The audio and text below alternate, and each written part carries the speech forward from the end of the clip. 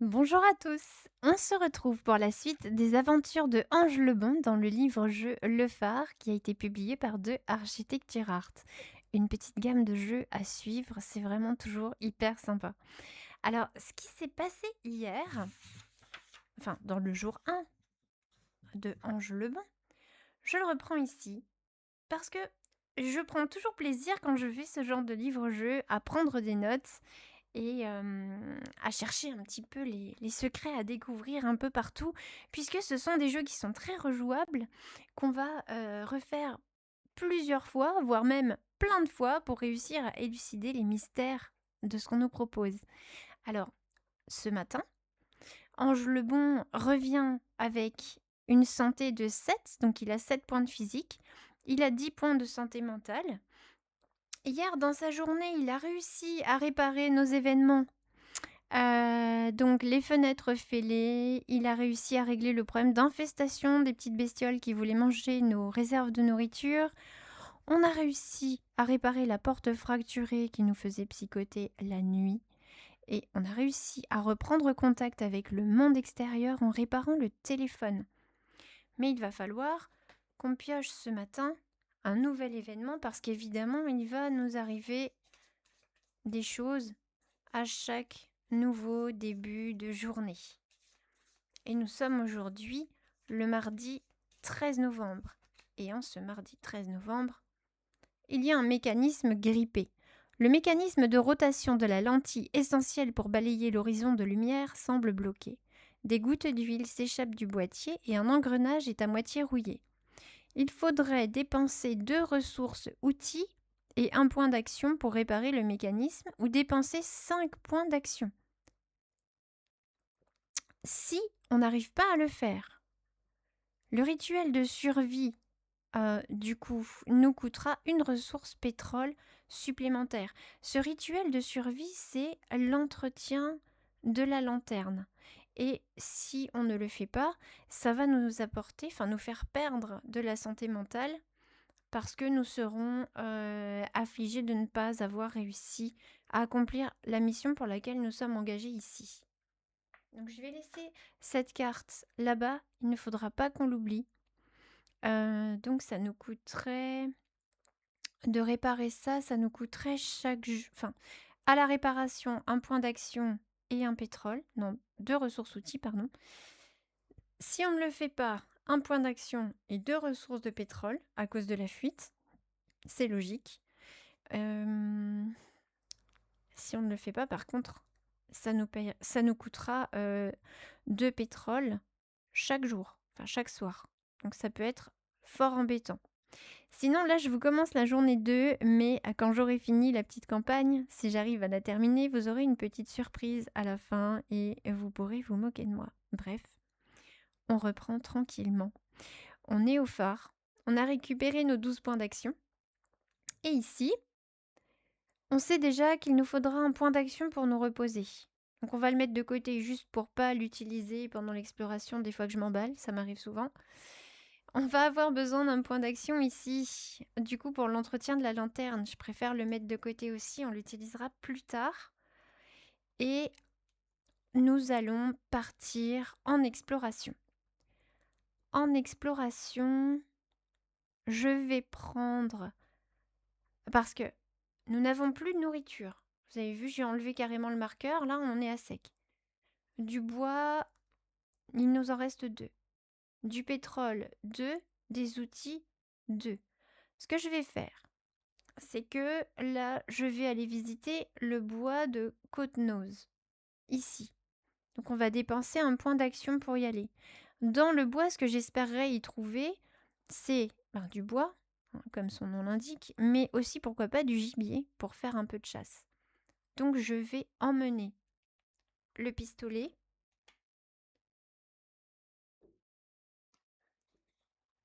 les munitions, donc je vais prendre les 2. Quoique non, je vais en prendre une uniquement pour que ça ne prenne pas trop de place dans mon sac à dos. Et je vais prendre bien sûr la hache de bûcheron. Et on va partir comme ça se promener dans les bois. Le voilà. Le bois de Cotenoz nous dit que si nous sommes le mardi 13, nous allons à l'entrée numéro 35. Alors c'est parti. Entrée numéro 35. Elle est ici. Ah bah ça commence fort. Si le secret numéro 1 est posé sur ce lieu, ce n'est pas le cas. On va donc au 93. Ah, ça fait le tri tout de suite. 93, il était juste là. Une brise hivernale couche les herbes jaunies à la lisière du bois. Le ciel capricieux projette, depuis des immensités confuses, de fulgurantes traînées de lumière qui embrassent d'éclats dorés les troncs caparaçonnés. Oh là là, je connais pas ce mot. Caparaçonnés d'écailles brunes. Rien ne vient troubler l'apparente quiétude, mais vous éprouvez une sensation étrange, comme si vous pénétriez, sans y avoir été invité, dans le sanctuaire d'un vieux génie sylvestre assoupi, du genre de ceux qui murmurent les légendes bretonnes. Vous avez la possibilité de ramasser des branches tombées au sol et d'obtenir une ressource de bois. Bah évidemment, c'est ce qu'on venait faire. On récupère notre bois. Très bien. Si vous dépensez un point d'action supplémentaire, vous pouvez prendre une ressource de bois additionnelle, voire 2 ressources si vous possédez l'objet numéro 4. L'objet numéro 4, c'est la hache. La hache, elle est là, elle est dans notre sac à dos. Donc on va dépenser un point d'action pour récupérer 2 ressources de bois supplémentaires. Donc on aura 5 ressources de bois, ce qui est toujours une bonne nouvelle. Votre récolte effectuée, quittez le bois de Cotenoz pour poursuivre votre journée comme bon vous semble. Très bien. Bon bah, on a bien fait de passer, on n'a pas trouvé de nourriture, mais c'est pas grave.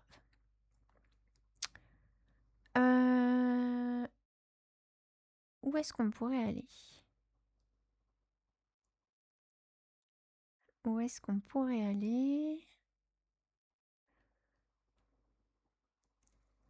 Je vais aller à la grotte aux serpents.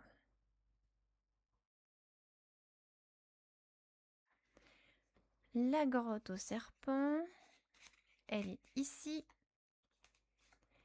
Et on nous dit le mardi 13 d'aller à l'entrée 101. Donc je me suis déplacée, je dépense un point d'action.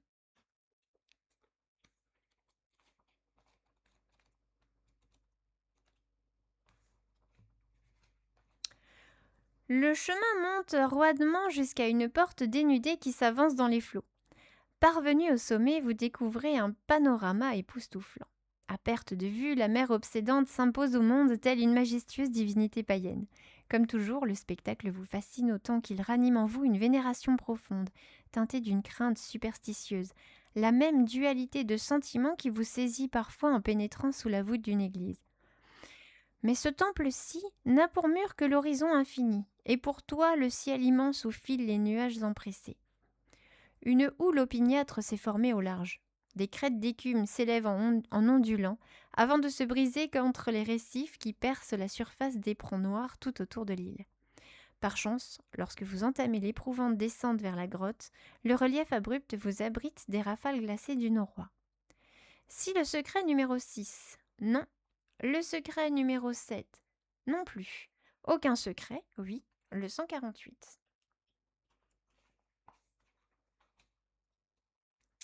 Au terme de cette épreuve périlleuse, vous posez enfin le pied sur une minuscule grève de galets gris, usée jusqu'à l'os et par le va-et-vient des marées. Face à vous, crevant la paroi granitique, une vaste ouverture aux allures de bouche tordue donne accès au monde souterrain.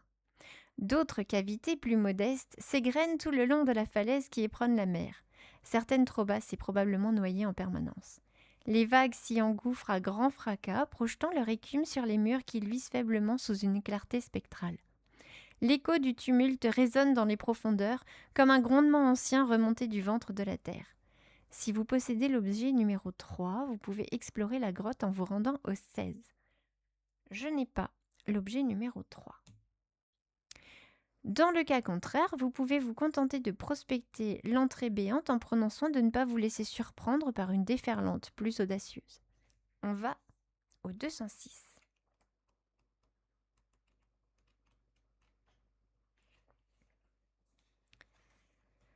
Vous avancez jusqu'à la lisière de l'obscurité impénétrable, tâtonnant parfois sur le sol humide et les flancs de la caverne brossés par l'érosion. Vous devinez des galeries, de tailles différentes, qui s'enfoncent telles des tanières de vers géants dans le massif granitique, et réalisez qu'il serait facile de s'y perdre. Si on ajoute à cela le bruit constant du ressac, vous comprenez que les mystères de la grotte du serpent ne se laisseront pas percer en une simple visite, et surtout pas sans une source lumineuse fiable. Piochez le secret numéro 6, puis quittez ce lieu, sans pouvoir juguler un sentiment de frustration légitime. Le secret numéro 6.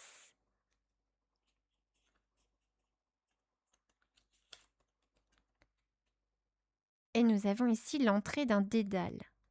Il faudra qu'on se rappelle de revenir ici avec la lampe tempête. Et je me note ça pour plus tard. Alors, grotte au serpent, apporter lampe. Je pense que ça nous aidera plutôt bien. Ensuite, il nous reste des actions.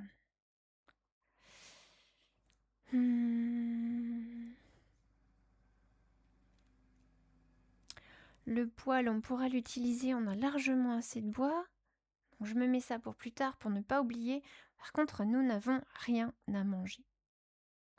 On n'est pas loin de l'emplacement batterie numéro 4. Et on pourrait peut-être aller y faire un tour. Un point d'action pour notre temps de trajet.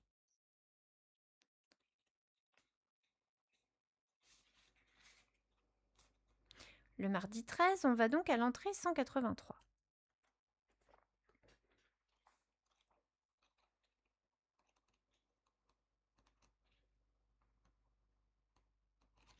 Oups. Comme à l'accoutumée, en Bretagne, le temps hésite. Il fait beau plusieurs fois par jour, s'amuse-t-on à répéter ici. Car pour le reste, même les marins chevronnés peinent souvent à interpréter les signes que leur adresse le vent, la mer et les superstitions. À cette pointe exposée de l'île, ce maigre plateau battu par les rafales glacées, la brise forcit tandis que vous marchez à grandes enjambées vers le bloc de béton silencieux qui surplombe les vagues. Si le secret numéro 9 est présent, non. Donc, nous allons au 75.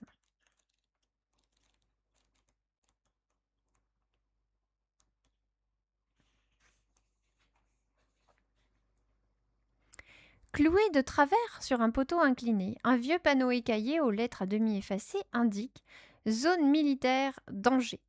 Les caractères rouges à peine lisibles semblent mettre en garde tout intrus. L'ossature d'une clôture grillagée sert d'un périmètre laissé en friche. Au milieu de cette végétation hirsute, des barbelés rouillés émergent par endroits en amas de fils entortillés, formant des bobines informes hérissées de pointes acérées. Vous pouvez vous contenter de suivre le chemin qui contourne la zone militaire et conduit plus sûrement vers la batterie. Mais peut-être souhaitez-vous traverser cette lande où des touffes d'herbes jaunies et des chardons bleus aux feuilles dentelées se disputent aux ronces artificielles dans un patchwork improbable.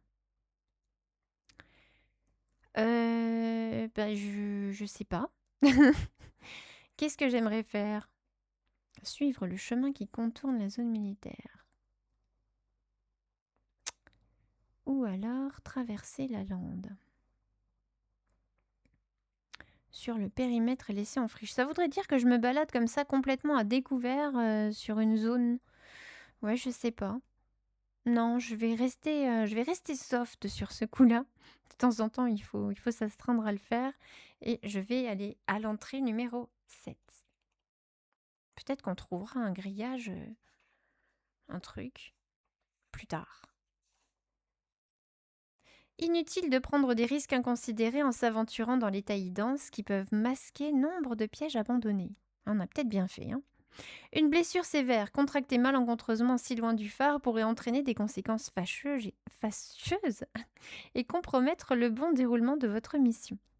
Vous vous laissez guider par les lacets poudreux du chemin, dérangeant, près d'un buisson de genévrier, un couple de maquereux qui s'envole aussitôt à tire-d'aile vers le ciel rédempteur. Nous allons au 85. Dommage que j'ai pas eu l'occasion de tirer dessus pour récupérer à manger. Même si... Bref. Vous parvenez enfin devant la batterie, dont la silhouette anguleuse se détache sur l'horizon infini. Posez le secret numéro 9. On va récupérer ça. Secret numéro 9. Il s'agit de la vigie. Ok. Eh bien, le voilà.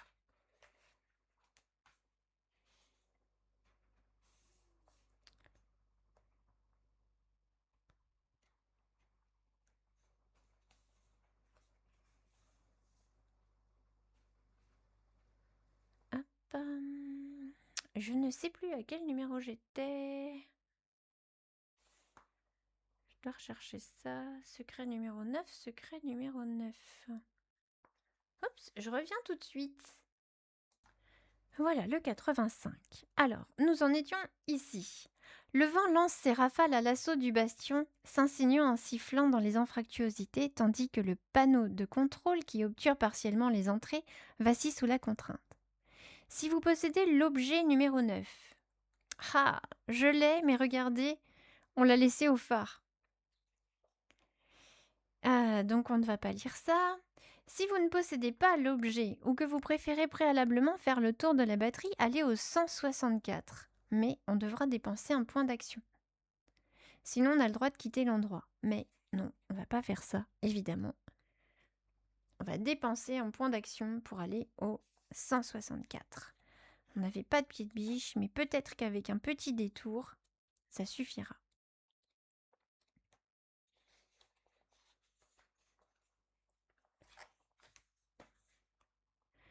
Vous contournez les parois de béton, longeant même un instant le vide surplombant la mer, là où le vent mord encore plus fort.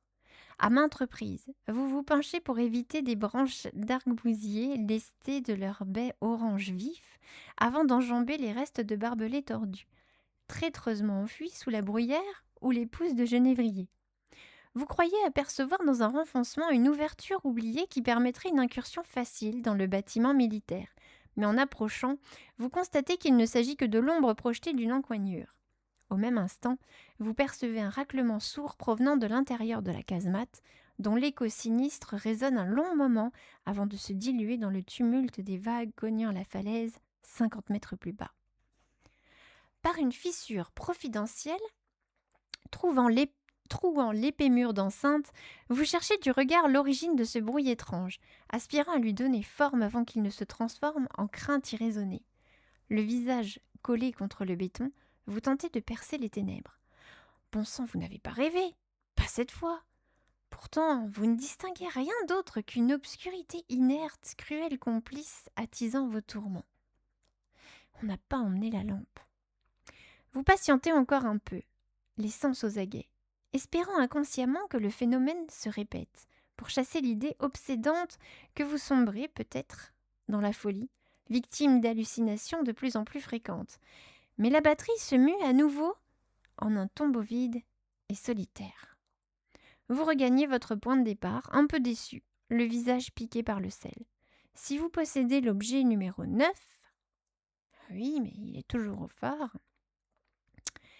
Et sinon, on peut quitter les lieux. Donc, je me note pour plus tard que, à la batterie, il me faudra l'objet 9, à savoir le pied de biche. On a tellement de choses à faire. Ok. Ça, c'est noté. Il nous reste 4 points d'action. On va se rendre à la maison des forçats. On va aller prendre un peu la température partout pour voir de quoi on a besoin. Et à la maison des forçats,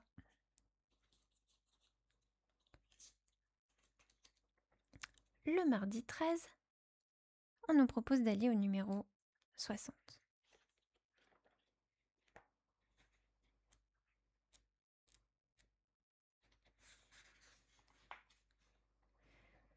Pourquoi avoir choisi cet endroit livré aux vents indomptés, ivre de cette force puisée au large pour bâtir ses habitations recroquevillées les unes contre les autres? À croire qu'ici il ne se calme jamais. C'est comme s'il cherchait à témoigner d'une éternelle colère qu'il viendrait clamer à tue-tête après une longue course en mer aux oreilles des vivants. Un tribun virulent, tempétueux et obstiné qui, face à l'absurdité des hommes, ne se résout pas à cesser la lutte. Les ruines de Thiès Art Forçaded sont noyées dans une clarté triste aujourd'hui. De larges flaques, abandonnées par la puissante marée nocturne entre les pierres effondrées, dessinent des miroirs aux surfaces mouvantes, reflétant les caprices du ciel tourmenté, toujours menaçant. Tandis que vous atteignez les décombres des premières habitations, une brise chargée d'emprunts vous fouette le visage. Secret numéro 8 et secret numéro 16 ne sont pas tous les deux posés sur ce lieu. Eh ben, c'est parti, 188.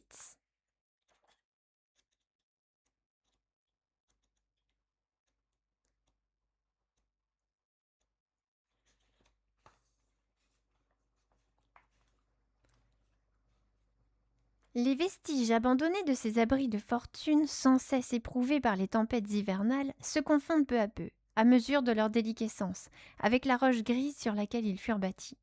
Il ne restera bientôt plus rien de l'époque où des hommes, pénitents résignés, vivaient reclus dans cette prison à ciel ouvert, consumant leur force jour après jour, tandis que s'éteignait leur volonté. Si vous désirez marcher jusqu'à la pointe de l'île en échange d'un point d'action, fendant les maisons fantomatiques comme on arpente les allées d'un cimetière, rendez-vous au 231. Si vous préférez fouiller directement les ruines environnantes, rendez-vous au 90. Il nous reste 3 points d'action. Je vais en dépenser un. Et on va aller au 231.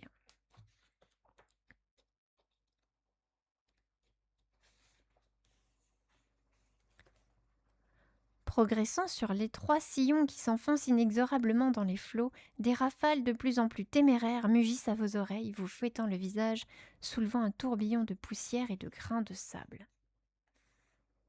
C'est comme si quelque divinité marine déchaînait ses armées arachnéennes pour repousser votre intrusion dans son sanctuaire inviolé. Vous baissez la tête, luttant pied à pied contre les bourrasques qui vous malmènent, ne sachant plus trop pourquoi vous vous acharnez ainsi. Au bout de la pointe, un promontoire de granit cerné par un royaume liquide, dévoré par le temps et le sel, récompense vos efforts. La vue qui s'offre à vous est captivante, presque irréelle. La mer, partout, se livre sans retenue, dans des jeux de lumière changeants au gré des caprices du ciel. Des vagues immenses courbent la surface avant de se fracasser sur les îlots du large et lancent des gerbes d'écume jusque dans les nuées. Mouettes, goélands et fulmars aux ailes grises rasent la houle avant de fuser dans les terres. Ils esquissent un balai aérien qu'ils ponctuent de cris sonores, porteurs d'un message sibyllin qui vous échappe. Cette contemplation silencieuse vous emplit d'une joie indescriptible. Regagnez un point de mental si nécessaire et rendez-vous au 152. Je suis déjà totalement full en mental, donc cette petite promenade et cet émerveillement ne m'a servi à rien, mais j'en garderai assurément un excellent souvenir. Alors que vous rebroussez chemin encore enivré du spectacle, votre regard est attiré par une bâtisse au toit bas, ramassée dans un redans de gneiss, un peu à l'écart des maisons du hameau fantôme. En vous approchant, vous constatez que les parois sont lézardées de larges fissures, ébauchant un réseau complexe qui suggère l'extrême fragilité de la structure. Les ouvertures, scellées par de lourdes planches, indiquent qu'elle n'a pas dévoilé ses mystères depuis bien longtemps. Aucune entrée évidente ne se dessine. La porte est murée et vous n'êtes pas sûr de pouvoir forcer les panneaux de bois qui obturent les rares fenêtres sans risquer d'entraîner un effondrement brutal de tout l'édifice. Posez sur ce lieu le secret numéro 8.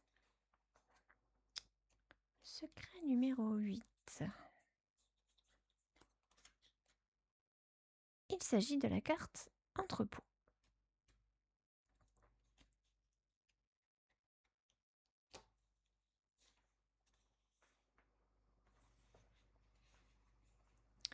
Si vous possédez l'objet numéro 9, il fallait vraiment que j'emmène mon pied de biche, hein. Et que- donc on va pas lire ça, ça sert à rien. Dans le cas contraire, vous pouvez quitter cet endroit ou retourner inspecter les ruines alentours en vous rendant au 90. Ça ne nous coûte pas de points d'action. On va donc aller au 90 et on reviendra avec un pied de biche. Parce que là, vraiment, c'est le gros fail du jour. Dans la mosaïque funeste que composent ces masures en lambeaux, souffle un vent puissant, s'entortillant autour des façades éboulées et ne laissant derrière lui que l'impression fugace, mais palpable, d'une souffrance infinie imprégnant encore les lieux. Le craquement d'une poutre vermoulue vous alerte sur votre droite, une longue plainte que vous peinez à interpréter. Est-ce un avertissement quant au danger à s'aventurer dans ces ruines délabrées, ou le dernier gémissement d'antiques âmes damnées refusant obstinément l'oubli? Vous considérez la maison d'où provient ce bruit sinistre. Son état général semble moins pitoyable que celui de ses voisines, même si cela n'a rien de rassurant. Une ébauche de toit couvre encore partiellement l'un des pans, et 3 murs tiennent toujours debout, bien que des touffes d'herbe jaunie s'infiltrent entre les blocs disjoints. Portes et fenêtres ont disparu, laissant béer des puits noirs, gueules avides où s'engouffrent les bourrasques. Si vous prenez le risque de pénétrer dans cette habitation, dont l'apparente solidité n'est peut-être qu'un leurre ou un répit illusoire, allez au 5. Si vous préférez poursuivre ailleurs votre fouille des ruines, rendez-vous au 128. Bon, en matos, on a une hache et on a notre pistolet rubis. Mais je me sens pas trop. Ça a l'air un peu ésotérique quand même, ces petits bruits étranges là. Je vais aller... je vais aller au 128. Allez, on va rester tranquille.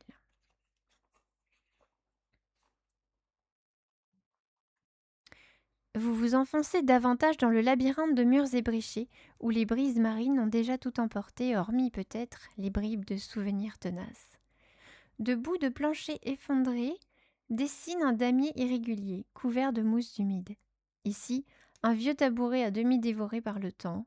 Là, un amoncellement indistinct qu'on devine avoir été un foyer collectif, exhibe ses moellons noircis. Le vent, plus franc, s'engouffre dans l'embrasure d'une porte inexistante vous faisant frissonner. Aucune menace pourtant, juste l'écho d'un vide ancien qui pèse sur votre cœur de vivant. Vous soulevez un morceau de poutre vermoulu, un mulot fil, effrayé, s'évanouissant comme un fantôme de ce passé effondré. Le mieux que vous puissiez tirer de ces décombres ici est une ressource de bois. Emportez-la ou laissez-la sur place si vous n'en avez pas l'utilité. Évidemment, nous en avons l'utilité, nous sommes full au niveau des composants bois, et ça c'est toujours une bonne idée, et on nous demande de prendre le secret numéro 16. C'est parti. On pourra donc revenir, et à ce moment-là, quand on nous demandera si on a le secret 8 et le secret 16, oui, nous les aurons. Donc les choses vont certainement s'accélérer. Il s'agit ici donc d'un village désolé.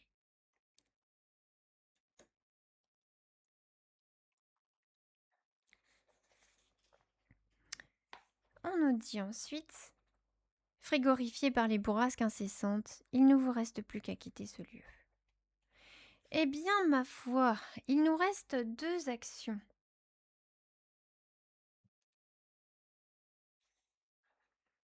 Il nous reste 2 actions. Nous avons visité la maison des forçats. Revenir avec un pied de biche. Nous avons visité la batterie. Nous ne sommes pas allés à la crique. Et nous ne sommes pas allés à la carrière. Malheureusement, avec 2 points d'action, nous n'aurons rien le temps de faire de significatif. On va utiliser un point d'action pour rentrer au phare. Et on va résoudre ici les choses que nous devons faire. Donc on va déjà faire utiliser le poêle. Il nous faut donc une ressource de bois. On va la dépenser là. Pour l'instant, on est large. Il nous reste un point d'action ici. C'est pas celui-là, c'est celui-là, je l'avais mis là-bas pour nous occuper de ça. Donc, on va devoir dépenser 2 outils et un point d'action pour réparer le mécanisme ici. Donc, les outils, j'en dépense 2. Je n'en ai plus, je vais mettre ça à côté pour me rappeler que les outils, je suis à sec. Et un point d'action, celui qu'il nous restait pour faire ça. Cet événement, on va le défausser puisqu'on a réussi à le résoudre et qu'il ne nous posera plus de problème ultérieurement. Nous n'allons pas utiliser de ressources de nourriture parce qu'on n'en a plus. Donc, nous allons utiliser un point d'action ici pour... Ah bah non, si on pourrait, puisque là, on va utiliser le poil. Si on se repose...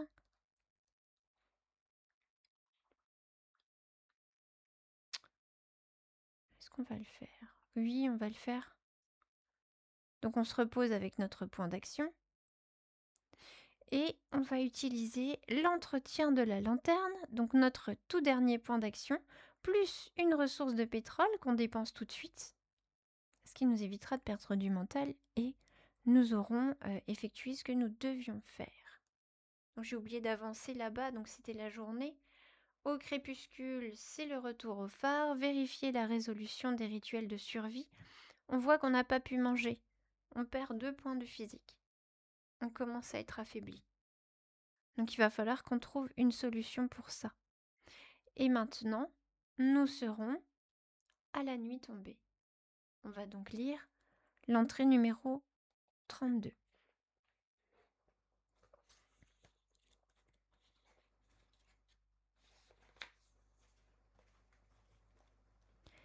Aux dernières lueurs du jour, vous rejoignez le 2e étage du phare et la salle de veille. Votre regard s'arrête sur le baromètre et par habitude, vous tapotez le cadran. L'aiguille indique une pression d'environ 1015 millibars, un peu plus faible que celle relevée le matin, signalant un léger vent d'ouest, tout juste assez vigoureux pour agiter les flots sans les troubler. Tout semble présager un ciel stable. À peine le temps de remplir le journal de bord du phare, de consigner brièvement les derniers événements et de dresser l'inventaire de vos ressources, que la nuit s'est approchée, sans bruit, à pas de loup. Puis d'un seul coup, elle s'étire, telle une sirène lascive étendue sur la plage désertée des vagues. Elle déploie ses longs bras serpentins pour enlacer Beg Arvran dans une étreinte langoureuse, ensevelissant dans le même temps la côte, le large, l'horizon, les vivants comme les morts. Elle a revêtu pour l'occasion sa plus belle robe d'ébène, diaprée de milliers d'étoiles palpitantes, dont le chatoiement infini enchante le regard, enflamme les audaces et galvanise les rêves. Par la fenêtre de la salle de veille, vous ne distinguez bientôt plus de la mer qu'une incertaine mouvance, une ondulation grise et houleuse. Si la lanterne du phare est allumée, allez au 58. Elle est allumée.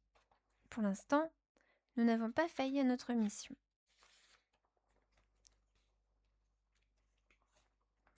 Seul le feu de la lanterne qui balaye les flots dans un lent mouvement pulsatile et régulier vous restitue fugitivement la vision éphémère du large.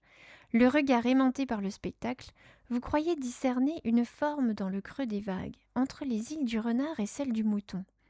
Un passage périlleux où les écureuils affleurent tels des crocs prêts à déchirer les carènes des navires.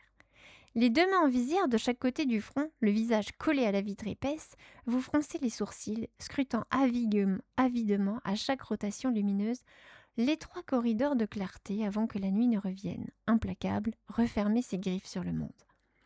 Là, fendant la lame à l'extrémité nord du Renard, vous distinguez enfin la silhouette d'un goémonier. Sa coque large et profonde trahit sa fonction tandis que sa voile à livarde faceille alors qu'il change de bord dans un virage serré. Peut-être alerté par le faisceau de Beg Arvran, l'équipage qui semblait perdu dans les ténèbres réagit à temps et s'emploie désormais à s'échapper au piège du rat, dont les courants terribles l'emporteraient impitoyablement sur les récits. Pourquoi ces hommes s'aventurent-ils en mer à une heure si tardive ? En les observant disparaître dans la nuit, la question se fait lancinante. Vous ne saurez jamais la raison qui les a conduits à braver un tel péril, ni ce qui les a amenés à se retrouver dans pareille situation. La scène, vue par le prisme fugitif du phare, renforce encore le mystère. Mais vous vous réjouissez d'avoir contribué par la mise en route de la lanterne au salut de ce bateau qui voguait, inconscient, vers un danger mortel. Soulagé par l'issue heureuse des événements, vous gagnez si nécessaire un point de mental.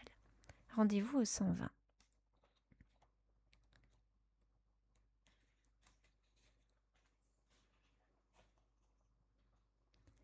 La silhouette tourmentée, tanguant sur la houle mauvaise de ce goémonier, vous avez bien sûr fait penser à votre père. Breton, taiseux, il ne parlait guère, ni de la mer, ni du travail, ni de son enfance, ni du pays.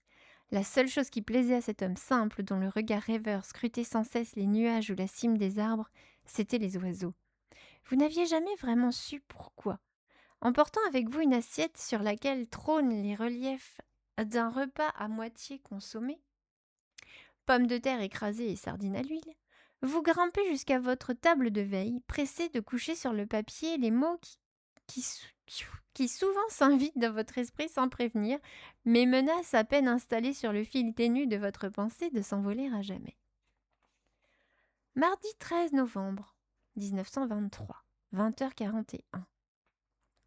Lorsque mon père évoquait les oiseaux, tout changeait en lui. Il paraissait soudain plus grand, plus lumineux, comme ressuscité de la mortelle apathie des jours sans saveur. D'un seul coup, de sa gorge asséchée, dévalait un torrent intarissable de mots cascadants, joyeux. Il connaissait leurs noms, leurs habitudes, leurs chants. Il devinait qui frappait de son bec l'écorce rêche des chênes, qui ululait à la tombée de la nuit. Il écoutait la mélopée de la forêt comme on insiste à une symphonie d'orchestre, avec un sourire qui était celui de l'enfance. Quand il parlait d'eux, il s'exprimait sans effort, avec l'aisance d'un acteur de théâtre déclamant des vers. Il semblait tenir l'espace entre ses mains. Ses mots choisis et souples, pareils à des trous noirs, absorbaient la matière. Tout était attiré et se diluait dans le cercle sonore que propageait sa voix profonde, jusqu'aux confins d'un monde qui apparaissait pour moi aussi vaste que l'univers tout entier. Même la nuit retenait son souffle, ainsi que les branches des chênes et la bruyère frissonnante balayée par la brise, jusqu'aux étoiles qui paraissaient palpiter un peu plus fort. Mon père aimait les oiseaux. Je n'ai jamais su s'il m'aimait, moi. Vous restez un moment pensif, appuyé dans vos souvenirs. Sans vous en rendre compte, vous écoutez le phare à l'instar du médecin qui ausculte le battement du cœur de son patient. Vous ressentez un lien immatériel qui se tisse peu à peu, nuit après nuit, entre la tour de pierre et vous, comme si vous aviez autant besoin du phare que le phare a besoin de vous. Encore à vos pensées, vous allez vérifier une dernière fois le bon fonctionnement de la lanterne et du système d'aération avant de vous allonger, fourbu, sur le lit de fortune. Rendez-vous au 256.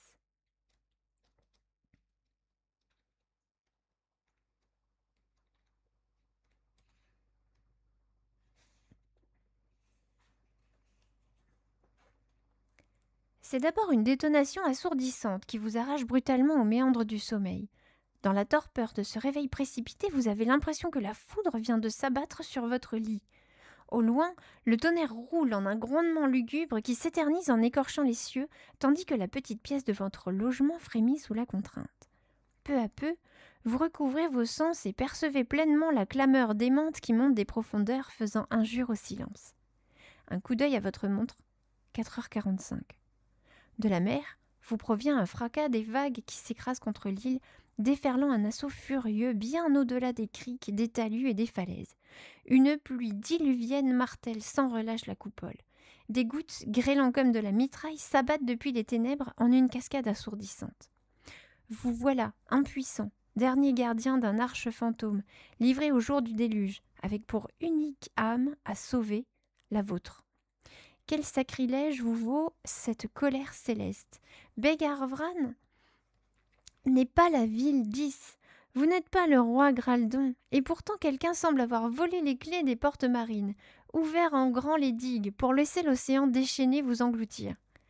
Groggy, presque tétanisé, vous fustigez votre conscience sans parvenir à comprendre le déclenchement de cette tempête que rien n'annonçait. Un nouveau coup de tonnerre résonne longuement dans le ventre creux de votre navire immobile. Vous frissonnez, car vous reconnaissez ce bruit terrible, gravé au fer rouge dans votre mémoire et vos chairs encore à vif, les tranchées de la Marne ou de la Somme, les explosions assassines de ces satanés Minenwerfer, torpilles meurtrières qui éventraient vos lignes. Pendant un instant, vous chancelez, et puis c'est l'apocalypse, tandis que vous vous précipitez dans l'escalier, une lampe à la main. L'espace semble se déchirer, le vent hurle si fort que la tour entière paraît sur le point de se disloquer. Tout le phare vibre sous le courroux redoutable d'une créature invisible et ancienne cherchant à l'arracher de son socle, à effacer jusqu'à la moindre trace de cette présence humaine qu'elle juge impie. Soudain, un cri rauque, bestial, résonne dans la nuit comme un appel d'outre-tombe et votre sang se glace. Si la lanterne est allumée, oui, 228. Vous grimpez dans les étages, montant 4 à 4 les marches raides de l'escalier en colimaçon. Arrivé à la machinerie, la tempête hurlante qui fait rage au dehors ouvre entièrement le lent et régulier grincement métallique des rouages en mouvement. D'un coup d'œil, vous vous assurez de la bonne rotation sans être pleinement tranquillisé pour autant. Solidement ancrée au mur, une étroite échelle d'acier permet de parvenir au sommet du phare, le temple à la gloire du feu sacré. Arc-bouté sur le ventail de la lourde trappe d'accès, vous poussez de toutes vos forces, vous aidant de la poignée, tentant de l'ouvrir. Les gonds en fer récalcitrants, en partie oxydés par le sel et le temps, refusent obstinément de coopérer. De rage, vous donnez un violent coup d'épaule qui vient enfin à bout de cette résistance acharnée. Une fois franchie, la trappe se referme comme une barrière étanche, isolant le cœur palpitant du phare du reste de l'édifice. La lanterne, gigantesque et majestueuse, trône au centre de cette plateforme exiguë, enfermée dans une cage de verre épais et cerclée de cuivre verdi par les embruns. Fidèle, en première ligne face à la furie des éléments déchaînés, elle luit encore, mais ses éclats fuyants semblent lutter pour percer les ténèbres compactes, ce gouffre obscur qui avale la lumière comme si elle n'avait jamais existé. Nous allons au 37.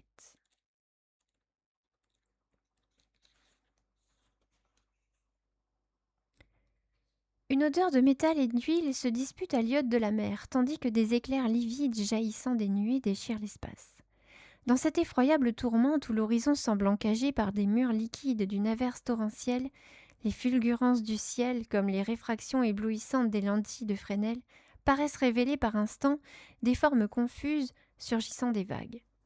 Des silhouettes malhabiles, difformes, apparitions surréalistes, qui grimpent le flanc des falaises, se glissent dans les taillis d'épines ou rampent le long des pentes avant de s'évanouir dans l'ombre dès que la foudre cesse.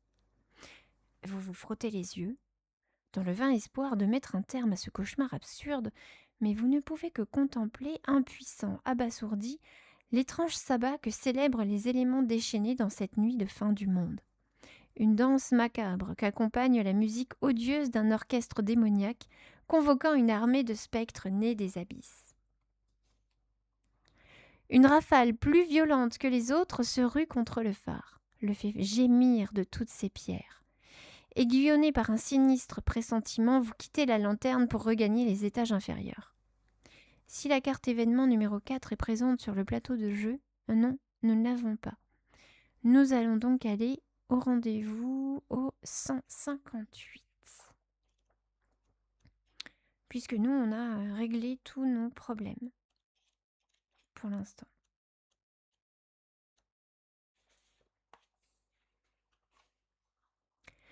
Lorsque vous parvenez en trombe au rez-de-chaussée, la porte d'entrée que vous aviez opportunément réparée s'agite avec une violence inattendue et tremble sur ses gonds. Quelque chose tente de s'introduire dans le phare. Ivre de colère, s'acharnant contre le dernier rempart de votre sanctuaire de pierre.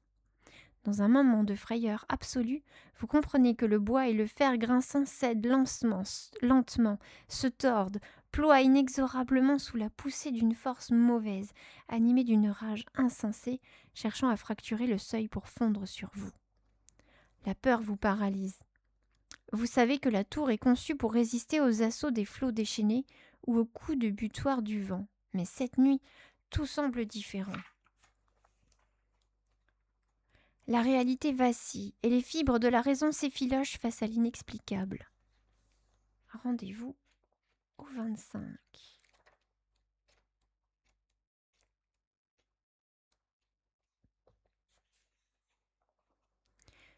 Vous percevez des grognements gutturaux de l'autre côté du ventail, qui paraît sur le point de céder.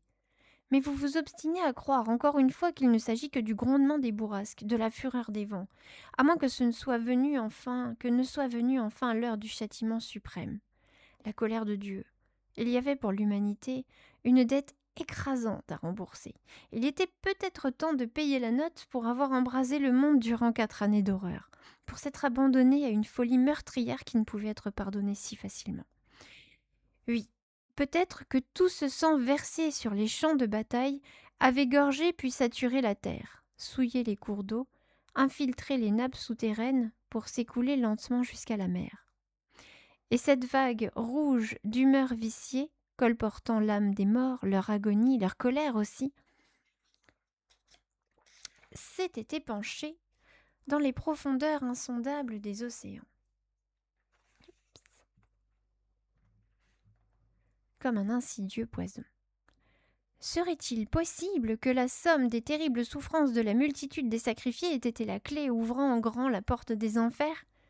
Depuis les abîmes marins, des hordes d'esprits errants, soldats maudits, se seraient alors mis en marche, sombre armée des ténèbres, pour assouvir leur soif de vengeance. Si vous vous précipitez vers l'entrée assiégée dans l'espoir de maintenir le ventail clos en poussant de toutes vos forces, allez au 196. Si vous avez l'idée de remplir le maximum de contenants disponibles dans la réserve avec du pétrole afin d'illuminer de 1000 feux le rez-de-chaussée, à condition de disposer d'au moins une ressource pétrole, rendez-vous au 69. Si vous vous contentez de poser votre lampe au sol et de pointer votre arme en direction de la porte, prêt à tirer si elle venait à céder, allez au 124. Bah, le pétrole. On n'a plus qu'une seule ressource de pétrole. Je ne sais pas comment on va faire pour en retrouver. J'ai pas super envie de faire ça. On en aura besoin pour demain. Mais ça me paraît être peut-être la bonne idée. Parce que ça m'a l'air, comme je le disais juste avant, ça m'a l'air très ésotérique toute cette affaire. Donc, on va dépenser notre ressource de pétrole. C'est peut-être pas une bonne idée, hein, mais bon. De toute façon, on finira par rejouer. Donc, on va à l'entrée 69. Diminuez votre jauge de pétrole de 1 point, c'est fait. C'est un choix singulier, mais vous avez la conviction profonde que ce qui cherche à entrer ici craint la lumière. Vous tirez à bout de bras 3 antiques lessiveuses en étain, grisées et fragilisées par la peste qui ronge le métal. Vous les avez remplies au tiers de carburant dont l'odeur organique sature l'atmosphère. Les récipients usés raclent la pierre tandis que vous surveillez sans cesse la porte ébranlée, comme si la tempête, ou ce qui marche dans la tempête, l'assaillait violemment sans relâche. Vous craquez une allumette, au moment où un coup plus brutal que les précédents brise la serrure. Le loquet, expulsé comme la bile d'une fronde, rebondit sur le sol en tintant jusqu'à vos pieds. Le battant s'ouvre en geignant tandis que l'allumette échappée de vos mains embrase la première vasque improvisée. Aussitôt, des flammes dansantes s'élèvent tel un phénix ressuscité, déployant ses ailes ondoyantes, presque aveuglantes, qui crachent un souffle brûlant sur les pavés de granit. Sans attendre, vous incendiez les 2 autres lessiveuses et l'intensité de leur éclat illumine toute la pièce jusqu'à l'escalier. Un cri strident, la porte d'entrée est grande ouverte et vient même cogner contre le mur où sont fixés les gonds. À contre-jour, vous ne discernez que des mouvements furtifs au dehors, parfois s'aventurant jusqu'au seuil, mais rien n'ose pénétrer dans le cercle d'or étincelant. Si vous profitez de cet avantage pour ouvrir le feu sur ces formes contrefaites qui se pressent dans le noir, soudain hésitantes, allez au 13. Si vous préférez bénéficier de ce répit pour aller chercher un vieil étai que vous avez aperçu dans l'atelier afin de bloquer la porte d'entrée, après en avoir rabattu le ventail, rendez-vous au 282. Je vais tirer, mais j'ai bien peur que ça ne serve à rien et en tout cas, ça ne me rapportera pas de nourriture pour demain, ce qui est bien fâcheux. On va tenter de tirer. Défaussez-vous d'une carte objet munitions. Évidemment, c'est fait. Souhaitant éradiquer ce mal que vous ne pouvez identifier mais dont vous devinez la présence malveillante, vous visez au hasard vous contentant de tirer dans l'encadrement de la porte. À chaque détonation, une gerbe de feu expulsée du canon traverse l'espace comme le javelot foudre de Cuchulainn, le héros mythique irlandais dont on vous a tant narré les récits légendaires. Vous videz votre chargeur consciencieusement, les balles fusant dans le rideau de pluie transperçant les ténèbres, mais aucun cri ou râle n'indique que vos coups ont touché quoi que ce soit. Si vous êtes équipé du fusil Lebel, non. Si c'est le pistolet Ruby, oui. Rendez-vous au 138.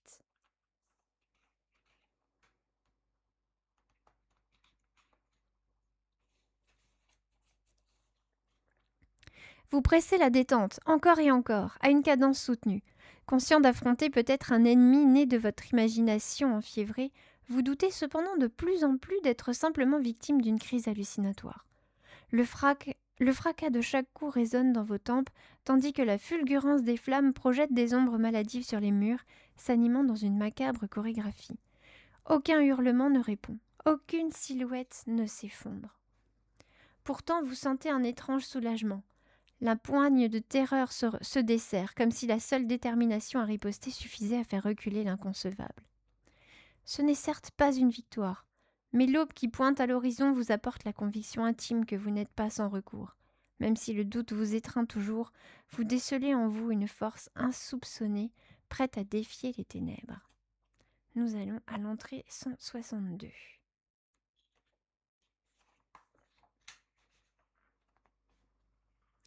La porte d'entrée est à nouveau endommagée. Posez la carte événement numéro 4 sur le plateau de jeu. Alors, la numéro 4. Donc, je vais la mettre là pour l'instant.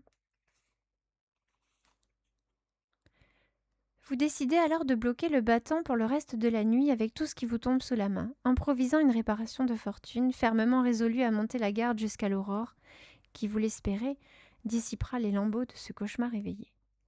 Si avant de clore la porte, l'envie de faire quelques pas dehors vous tenaille, maintenant que l'averse s'estompe, rendez-vous au 116. Si vous réfrénez cette pulsion soudaine, ne souhaitant pas prendre un risque inutile, allez au 53.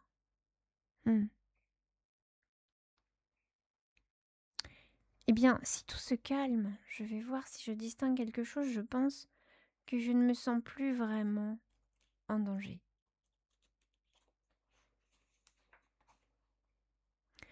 Prudemment, les sens aux aguets, vous approchez de l'embrasure de la porte.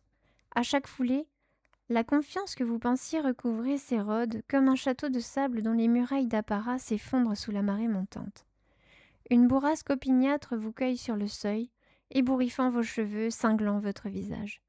Vous scrutez les ombres tandis que la pluie tintinabule toujours sur la pierre. Vous êtes là, figé sur la frontière. Un pas de plus, et vous serez happé par l'obscurité.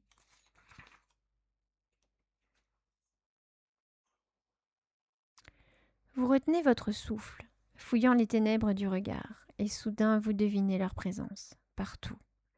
Vous imaginez les bras squelettiques, des griffes raclant le sol, des gueules grimaçantes, des corps difformes, et tous ces spectres vous fixent, pleins de haine, espérant votre chute. Si vous quittez momentanément le phare, l'arme à la main, pour vous enfoncer un peu plus dans l'ombre et défier cet ennemi dont vous souhaitez découvrir la véritable nature, non, j'ai pas envie. J'ai pas envie parce que, apparemment, mon petit pistolet rubis ne va servir à pas grand-chose. Si cette fois vous pensez qu'il est plus sage de vous mettre à l'abri et attendre le jour pour agir, allez au 53. C'était exactement ce que je pense.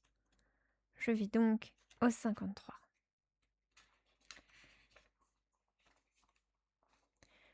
Une nuit de terreur s'achève.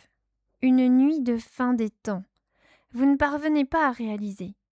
Prostré sur les marches de pierre menant au premier étage, dans l'attente de la promesse de l'aube, vous ne pouvez ni détacher votre regard de la porte barricadée, ni comprendre ce qui s'est véritablement produit. Même pas l'admettre, à bien y réfléchir. Vous rejouez sans cesse dans votre tête le film des événements de ces dernières heures tragiques, espérant tirer les fils tangibles d'une logique qui donnerait du sens, ne serait-ce qu'un peu, à ces bribes de souvenirs épars, comme on recoue un vêtement déchiré pièce par pièce. Vous ignorez encore si ces événements invraisemblables ont été bien réels ou alors fantasmés. Dans le premier cas, cela signifierait que le monde a basculé dans une horreur absolue, inconcevable, dévorante. Dans le second, cela impliquerait simplement que vous avez sombré dans la folie. Un dément en proie à des hallucinations, à des chimères absurdes, qui anéantissent toute raison, qui effacent toute lucidité, et vous poussent à des gestes irrationnels. L'esprit embué par une confusion totale, inextricable. Vous perdez un point de mental.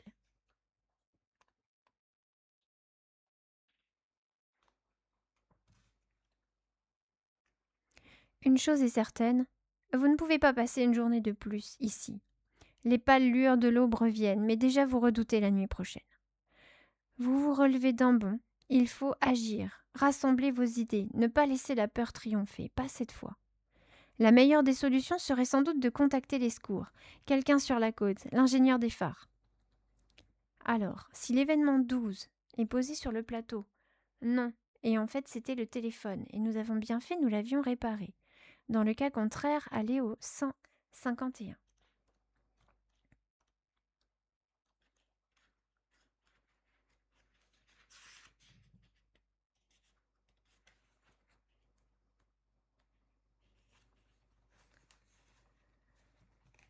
Vous foncez jusqu'à la salle de veille et décrochez aussitôt le téléphone lové comme un chat noir sur le rebord de la fenêtre. Vous portez l'écouteur à votre oreille, tournez frénétiquement la manivelle, espérant établir une communication avec une providentielle opératrice. Mais ne vous parvient qu'un silence assourdissant. Vous contrôlez la connectique, essayez encore, en proie à une agitation nerveuse presque confuse, mais rien n'y fait.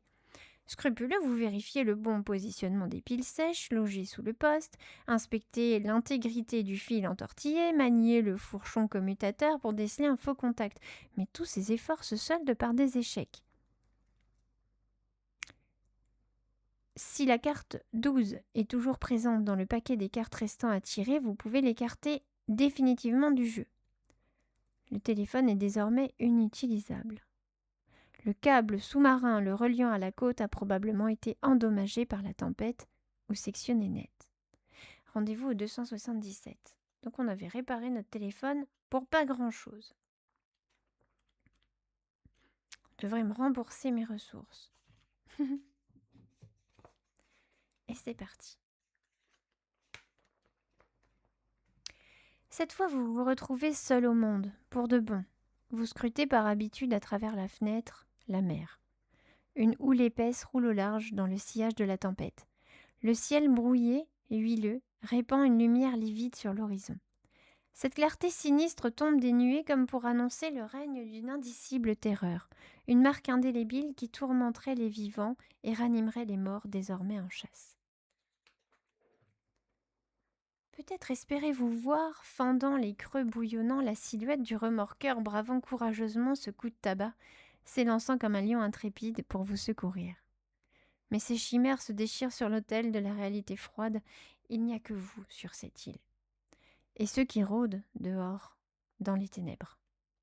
Les mâchoires serrées, parcourues de tressaillements convulsifs, vous redescendez jusqu'au rez-de-chaussée, essayant obstinément de mettre un peu d'ordre dans les pensées qui vous assaillent. Vous débloquez la porte d'entrée, entravée par un bric-à-brac empilé à la hâte pendant la nuit. Un pas après l'autre, vous vous aventurez sur le seuil puis observez les alentours. Le vent venu de l'ouest reste soutenu, mais c'est surtout le paysage d'Apocalypse qui concentre toute votre attention.